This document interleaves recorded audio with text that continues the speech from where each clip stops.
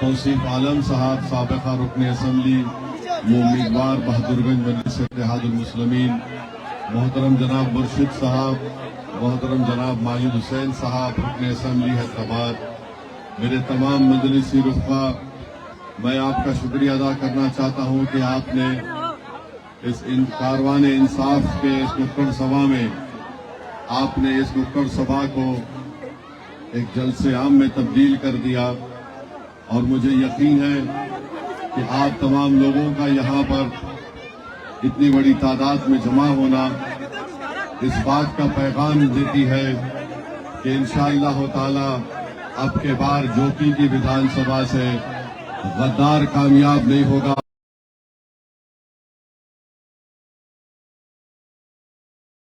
60 برس سے میں یہی چاہتی ہے کہ بھارت کا سنویدھان، بھارت کا دیش اس وقت مضبوط ہوگا جب بھارت کی سب سے بڑی اقلیت مسلمانوں میں ان کی ایک سیاسی لیڈرشپ پیدا ہوگی۔ جب تک ہم اپنی سیاسی لیڈرشپ کو پیدا نہیں کریں گے، ہم کمزور رہیں گے، ہم سے ناانصافی ہوتی رہے گی اور ہمارا استحصال کیا جائے گا۔ بھارت کی جمہوریت کو اگر مضبوط کرنا ہے، سنویدھان میں اور یقین پیدا کرنا ہے، تو ہم کو اپنی لیڈرشپ کو پیدا کرنا ہے۔ اور یاد رکھیے، کوئی آسمان سے کوئی آ کر تمہارا نیتا نہیں بنے گا، یا زمین سے نکل کر وہ تمہارا ہمدرد نہیں بولے گا، بلکہ آج آپ کو اپنے ہی درمیان سے اپنے اتحاد کی طاقت اور قوت کی بنیاد پر آپ کو اپنے نیتا کو بنانا پڑے گا۔ 5 سال پہلے مجلس نے کوشش کی، مگر ہم کو افسوس اس بات کا ہے کہ جس کو ہم نے اپنا سمجھا، جو مصیبت میں تھے، جب ان کے گھر کے لوگ ان کا ہاتھ تھامنے کو تیار نہیں تھے، جب وہ مجھ سے ملاقات کیے تو آنکھ میں آنسو تھے اور کہا کہ آپ ہمارا ہاتھ تھام لو، ہم کو کوئی چارہ نہیں ہے، ہم کو لوگ چھوڑ کر چلے جا رہے ہیں۔ ہم نے برابر اس بات کو سوچا، اختر بھائی سے بات کی، اور ہم نے ان کا ساتھ دیا اس امید پر کہ وہ ایک بڑے باپ کے بیٹے ہیں، وہ اپنے باپ کو اپنے کردار میں زندہ رکھیں گے، وہ تسلیم صاحب کو زندہ رکھیں گے ان کی جد و جہد کی بنیاد پر۔ میرے عزیز دوستوں، میں یہ بات اس لیے کہہ رہا ہوں کہ میرے والد مرحوم 2008 میں ان کا انتقال ہوا، اور میرے والد کے انتقال کے 10 دن کے اندر حیدرآباد سے 300 کلومیٹر دور ہمارے جابر صاحب بھینسا کے صدر ہیں ایک علاقہ ہے بھینسا، انہوں نے فون کر مجھے کہا کہ واٹولی ایک مقام ہے، وہاں پر ایک گھر کے اندر ہندو واہنی کے گروپ کے لوگوں نے 6 مسلمانوں کو زندہ جلا دیا، اور جابر صاحب نے کہا کہ صاحب آپ کیسا بھی کرو وہاں پر پہنچنا آپ۔ میں اکیلا گھر سے نکلا، اور جب میں گھر سے اکیلا، میرے پاس گاڑی تھی فورڈ انڈیور، آپ یقین جانیے 250-300 کلومیٹر کا سفر رات کے اندھیرے میں نے اکیلے طے کیا، اور صرف اس لیے طے کیا کہ مجھے کسی نے کہا تھا کہ اگر تمہارے والد کو زندہ رکھنا ہے تو تم ان کی طرح ان کی راہ پر چلو، لوگوں کی مدد کرو۔ میں خیر اکیلے وہاں پر پہنچا، بہت احتجاج ہوا، ہم اپنے ہاتھوں سے ان جلی ہوئی لاشوں کو اٹھا کر نکالے۔ وہاں کے اس وقت کے ہوم منسٹر کے گاڑی کے سامنے میں نے ٹھہر کر مجلس کے رفقاؤں کے ساتھ احتجاج کیا، جب وہاں پر اس وقت کے آندھرا پردیش میں کانگریس کی حکومت تھی۔ صبح رات ہو گئی، صبح میں واپس جب حیدرآباد جا رہا تھا تو نظام آباد کے علاقے میں ایک پیٹرول اسٹیشن پر میں اپنی گاڑی میں ڈیزل ڈلا رہا تھا، ایک بزرگ چلتے ہوئے آئے، بڑے بزرگ تھے، ضعیف تھے، انہوں نے مجھ سے کہا کہ تم اسد الدین اویسی ہو؟ میں نے کہا ہاں۔ انہیں مجھ سے پوچھا کہاں سے آئے ہو؟ میں نے کہا کہ یہ واٹولی میں ایک پریوار کے 6 لوگوں کو زندہ جلا دیا گیا، میں وہاں پر گیا۔ اس بزرگ نے مجھے اپنے قریب بلایا، اور بلا کر مجھے اپنے گلے سے لگا کر کہا کہ بیٹے تمہارا باپ مرا نہیں، تمہارا باپ زندہ ہے ابھی۔ میرے بھائی، یہ جذبے کو زندہ رکھنا پڑے گا۔ کوئی تسلیم صاحب کا بیٹا ہونا آسان ہے، مگر تسلیم صاحب کو زندہ رکھنا وہ سب سے بڑی مشکل کام ہے۔ میں کہنا چاہ رہا ہوں شاہنواز، تم نے تسلیم صاحب کو زندہ نہیں رکھا، اختر الایمان اور اویسی نے تسلیم صاحب کو زندہ رکھا۔ تم نے اپنے کردار سے بتا دیا کہ تم قوم اور ملت سے محبت نہیں کرتے، تم تو صرف جو حکومت میں ہوگا اس کے آگے تم اپنی گردن کو جھکا دو گے اور اپنے ضمیر کی نیلامی تم نے کر دی۔ میں آپ کو بتانا چاہ رہا ہوں کہ ہم نے برے وقت میں اس شخص کا ہاتھ تھاما، مگر آج اس شخص نے اپنے ساتھ نہ صرف اپنے آپ کو رسوا کیا بلکہ پورے سیمانچل کی جنتا کو اس نے دھوکہ دیا۔ اگر تسلیم صاحب آج زندہ ہوتے تو نہیں معلوم شاہنواز تم سے تمہارا کیا حال کرتے ہو کہ تم نے زبان دے کر تم مکر گئے۔ تم کو میں بار بار بولتا رہا کہ مت کرو یہ کام، میں تم کو بار بار کہتا رہا کہ دیکھو مجلس سے وابستہ رہو۔ جنتا نے ہم کو بڑی محبت سے، بڑی آرزوؤں سے، امید سے ہم کو کامیاب کرتی ہے۔ ہم ہزاروں لاکھوں لوگوں کو نہیں جانتے جو نکل کر ووٹ ڈالتے ہیں، ہم ان کو نہیں جانتے جو رات کے اندھیرے میں اٹھ کر تمہاری اور ہماری کامیابی کے لیے دعائیں کرتے ہیں، ہم نہیں جانتے ان ماں اور بہنوں کو جو ہماری کامیابی کے لیے روزہ رکھتی ہیں، مگر ان تمام لوگوں نے آپ کے اور ہمارے جذبات کو بالائے طاق رکھ کر اپنی ذاتی مفاد کے لیے چند مہینوں کا ڈپٹی سی ایم تھا تیجسوی، تم نے اس کے پاس لے کر چلے گئے، مگر کیا ہوا؟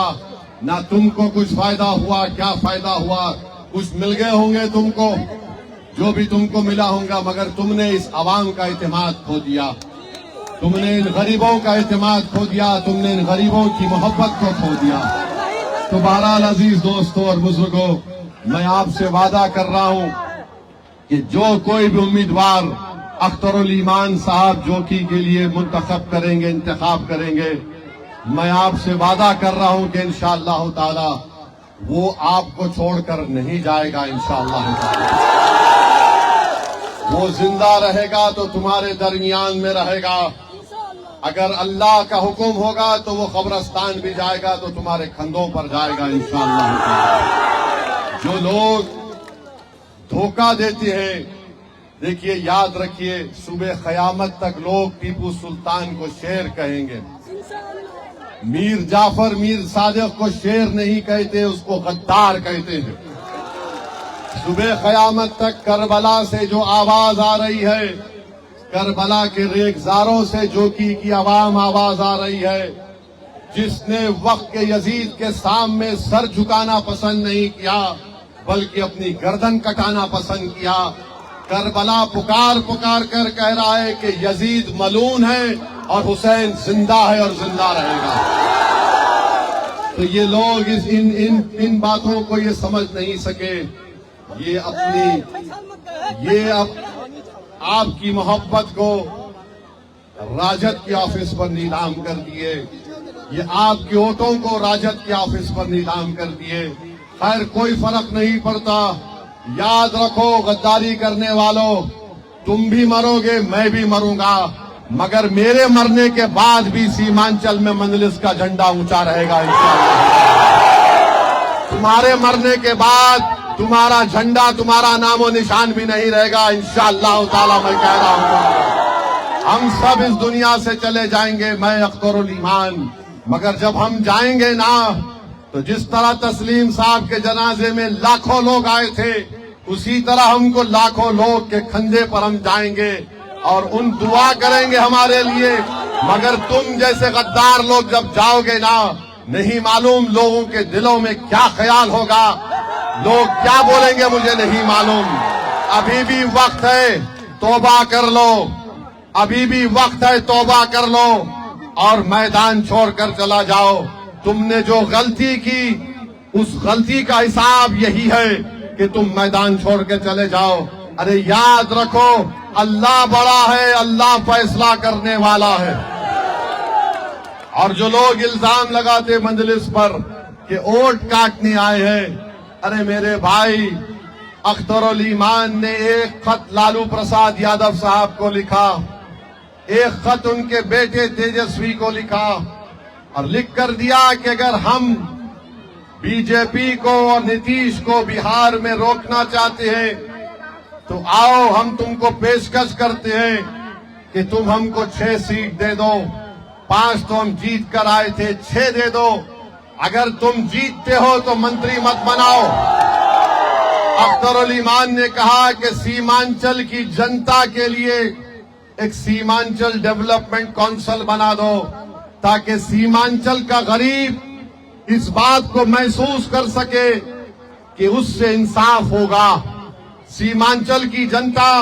جو سیلاب میں اس کے لاکھوں ایکڑ زمین کٹ جاتی ہے، وہ سیلاب کے پانی کی نکاسی ہو، کسان کو فائدہ ہو، بچوں کے لیے سکول ہو، نوجوان اپنی جوانی میں اپنے ماں باپ اور اپنی بیوی کو چھوڑ کر پنجاب کی کھیتوں میں کام نہ کرے بلکہ سیمانچل میں رہے۔ ہم نے کہا کہ سیمانچل کا ڈیولپمنٹ کراؤ، مگر اب نہیں معلوم کہ راجد کیا کرے گی، مگر جو کی عوام، بہار کی عوام، سیمانچل کی عوام یاد رکھنا اس بات کو